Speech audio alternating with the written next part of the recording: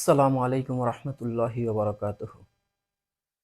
ইন্নাল হামদুলিল্লাহি নাহমাদুহু ওয়া নাস্তাঈনুহু ওয়া নাস্তাগফিরুহু ওয়া নাউযু বিল্লাহি মিন শুরুরি আনফুসিনা ওয়া সাইয়্যাতি আমালিনা মান ইয়াহদিহিল্লাহু ফালা মুদিল্লা লাহু ওয়া মান ইউদ্লিল ফালা হাদিয়া লাহু ওয়া আশহাদু আন লা ইলাহা ইল্লাল্লাহু ওয়াহদাহু লা শারীকা লাহু ওয়া আশহাদু আন্না মুহাম্মাদান আবদুহু ওয়া রাসূলুহু। يا أيها الناس اتقوا ربكم الذي خلقكم من نفس واحدة وخلق منها زوجها وبث منهما رجالا كثيرا ونساء واتقوا الله الذي تساءلون به والأرحام إن الله كان عليكم رقيبا. يا أيها الذين آمنوا اتقوا الله حق تقاته ولا تموتن إلا وأنتم مسلمون. يا أيها الذين آمنوا اتقوا الله وقولوا قولا سديدا يصلح لكم أعمالكم ويغفر لكم ذنوبكم ومن يطع الله ورسوله فقد فاز فوزا عظيما. فإن خير الحديث كتاب الله وخير الهدى هدى محمد صلى الله عليه وسلم وشر الأمور محدثاتها وكل محدثة بدعة وكل بدعة ضلالة وكل ضلالة في النار. أعوذ بالله من الشيطان الرجيم. الرحمن على العرش استوى.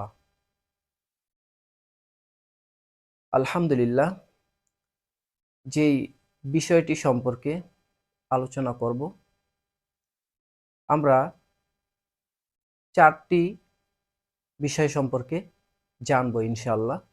এক নম্বর হচ্ছে আমার রবকে। আমার রব হচ্ছেন আল্লাহ। দুই নম্বর, রব অর্থ কি? রব দ্বারা উদ্দেশ্য হলো মালিক, সৃষ্টিকর্তা, রিজিক দাতা, প্রতিপালনকারী, নিয়ন্ত্রণকারী, আকৃতি দানকারী, যিনি বৃষ্টি বর্ষণ করে থাকেন, যার ইচ্ছা ও অনুমতি ব্যতীত কোনো কিছু হয় না এবং কোনো কিছু সামান্যতম নড়াচড়াও করে না। তিনি হচ্ছেন আমাদের রব। আমরা যার ইবাদত করি তিনি হচ্ছেন আমাদের রব। তিন নম্বর, আল্লাহ অর্থ কি? আল্লাহ অর্থ হচ্ছে যাবতীয় ইবাদত এবং উপাসনা পাওয়ার যোগ্য একমাত্র সত্তাই হচ্ছেন আল্লাহ। আর চার নম্বর আমরা জানব যে আল্লাহ কোথায় আছেন। আল্লাহ তাআলা হচ্ছেন ঊর্ধ্বে, সর্বোচ্চ। তিনি ঊর্ধ্বে আছেন, উপরে আছেন।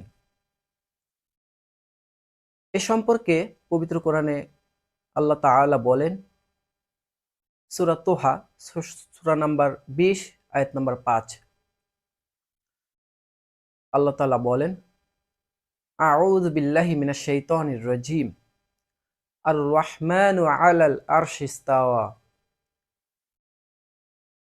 দয়াময় পরম দয়ালু আল্লাহ আরশের উপর উঠেছেন। তো এই আয়াত থেকে আমরা জানতে পারি আল্লাহ তাআলা আরশের উপরে উঠেছেন। আল্লাহ তাআলা আছেন আরশে আজিমে।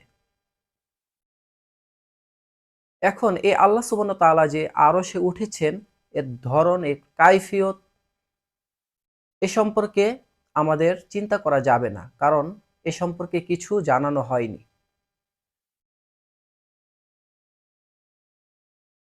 আল্লাহ সুবহানাহু ওয়া তাআলা সর্বত্র বিরাজমান নন,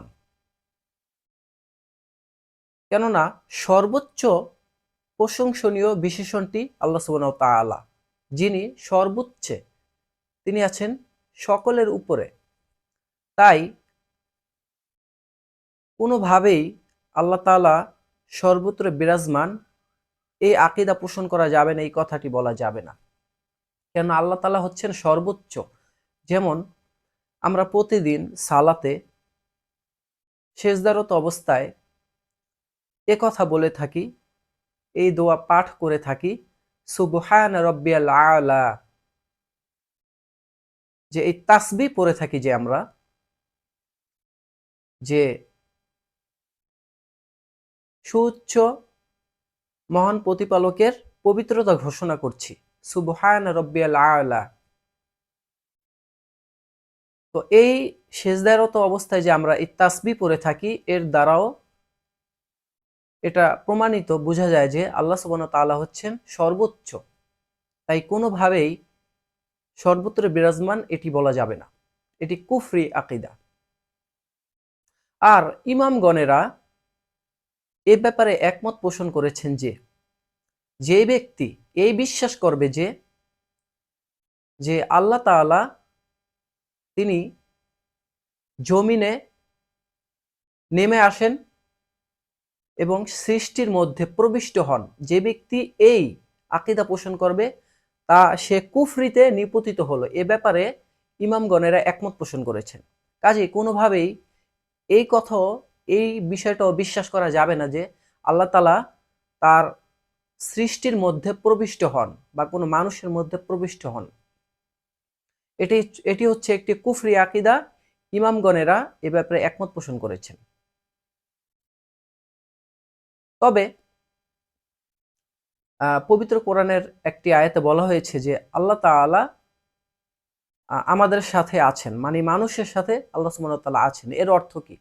যেমন পবিত্র কোরআনে এ ব্যাপারে বলা হয়েছে সূরা হাদীদের ৪ নম্বর আয়াতে, আউযু বিল্লাহি মিনাশ শাইতানির রাজীম ওয়া হুয়া মাআকুম আইনামা কুনতুম আল্লাহু বিমা তা'মালুনা বাসীর।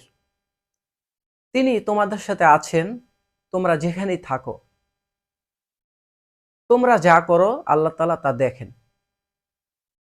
এখানে বলা হয়েছে যে আল্লাহ তাআলা মানুষের সাথে আছে। এই থাকার অর্থ হচ্ছে আল্লাহ তাআলার ইলম, শক্তি এগুলা সকলের সাথে আছে।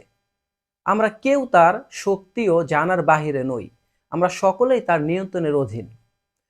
তো আল্লাহ তাআলার সত্তা সর্বোচ্চ, সর্বোচ্চ স্থানে আল্লাহ তাআলার সত্তা আছেন, কিন্তু তার ইলম, শক্তি এগুলো হচ্ছে সকলের সাথে আছেন, সব জায়গায় আছে। কারণ আমরা কেউ তার নিয়ন্ত্রণের বাহিরে নই, সবাই তার নিয়ন্ত্রণের অধীনে, এবং তার শক্তি শক্তি এবং তার জানার বাহিরে আমরা কেউ নই। তো আমরা বুঝতে পারলাম যে সব জায়গায় আল্লাহ তাআলার কি আছে। আল্লাহ তাআলা সত্তা আছেন সকলের উপরে, সর্বোচ্চে, কিন্তু তার শক্তি এবং ইলম এগুলো হচ্ছে সব জায়গায় আছে।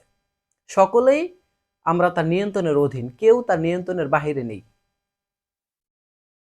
আর হাদিসে বলা হয়েছে যে প্রতি রাতে শেষাংশে, প্রতি রাতের শেষাংশে দুনিয়ার নিকটতম আসমানে, দুনিয়ার শেষ আসমানে আল্লাহ সুবহানাহু ওয়া তাআলা অবতরণ করেন। এ সম্পর্কে সহিহ বুখারী এবং মুসলিমে বলা হয়েছে, রাসূলুল্লাহ সাল্লাল্লাহু আলাইহি সাল্লাম বলেছেন যে এই সময় আল্লাহ তাআলা রাতের শেষাংশে দুনিয়ার নিকটতম আসমানে অবতরণ করে বলেন, হাল মিন দাঈন ফাআস্তাজিবা লাহু। তোমাদের কেউ কোনো প্রার্থনাকারী আছে কি যে আমার কাছে প্রার্থনা করবে, আমি তার প্রার্থনা মঞ্জুর করব, কবুল করব। আল্লাহ সুবহানাহু ওয়া তাআলা এসে এই কথা বলতে থাকেন যে হাল মিন দাঈন ফাআস্তাজিবা লাহু। তোমাদের কোনো প্রার্থনাকারী আছে কি যে আমার কাছে প্রার্থনা করবে, আমি তার প্রার্থনা কবুল করব। তো এই যে আল্লাহ সুবহানাহু ওয়া তাআলা দুনিয়ার নিকটতম আসমানে নেমে আসছেন, অবতরণ করছেন, তো এর যে ধরন, কাইফিয়ত, এ সম্পর্কে আমাদের কোনো কিছু জানানো হয়নি। অতএব এ সম্পর্কে আমাদের নিশ্চুপ থাকতে হবে, এটাই আমাদের আকীদা পোষণ করতে হবে। আমরা এই ব্যাপারে কোনো কিছু বলবো না এবং এ সম্পর্কে কোনো কিছু চিন্তা করব না, কেননা যেটা জানানো হয়নি সে সম্পর্কে চিন্তা না করে হচ্ছে একটি বিশুদ্ধ আকীদা। আর যতটুকু জানানো হয়েছে আমরা ততটুকুই জানবো, কোনো কিছু বেশি কমতি করা যাবে না। যতটুকু জানানো হয়েছে ততটুকুই আমরা জেনে থাকব। আল্লাহ সুবহানাহু ওয়া তাআলা আমাদেরকে বিশুদ্ধ আকীদা লালন করার তৌফিক দান করুন। আল্লাহুম্মা আমিন।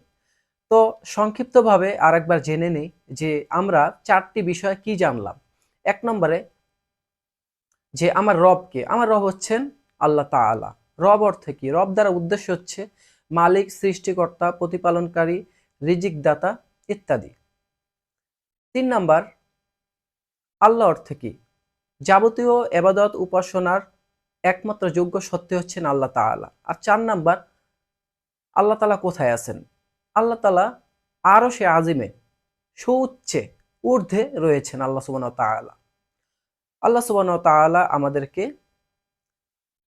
এতক্ষণ যাবৎ যে ৪টি বিষয় নিয়ে আলোচনা করছি, আল্লাহ তাআলা আমাদেরকে এ সম্পর্কে ইলম অর্জন করে এবং জেনে বুঝে আমল করার তৌফিক দান করুন। আসসালামু আলাইকুম ওয়া রাহমাতুল্লাহি ওয়া বারাকাতুহু।